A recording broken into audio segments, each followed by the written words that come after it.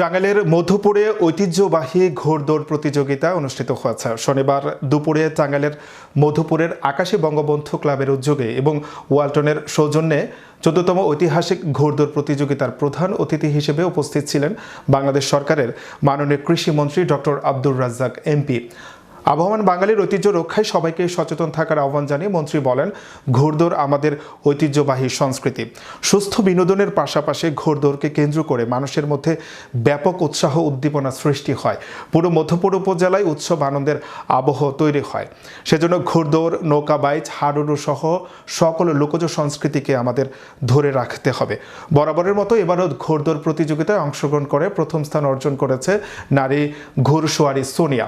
উক্ত ঘোড়দৌড় প্রতিযোগিতায় জামালপুর, মাদারগঞ্জ, ময়মনসিংহ সহ অন্যান্য অঞ্চলের মোট ৮০ জন ঘোড়সওয়ারি অংশগ্রহণ করেন। অনুষ্ঠানে অন্যান্যদের মধ্যে বক্তব্য রাখেন ভুয়াপুর গোপালপুর উপজেলার এমপি ছোট মনির, মধুপুর উপজেলা পরিষদের চেয়ারম্যান সারার আলম খান আবু, উপজেলা আওয়ামী লীগের সভাপতি খন্দকার শফিউদ্দিন মনি, পৌর মেয়র সিদ্দিক হোসেন খান, উপজেলা নির্বাহী অফিসার শামিমা ইয়াসমিন প্রমুখ বক্তব্য রাখেন।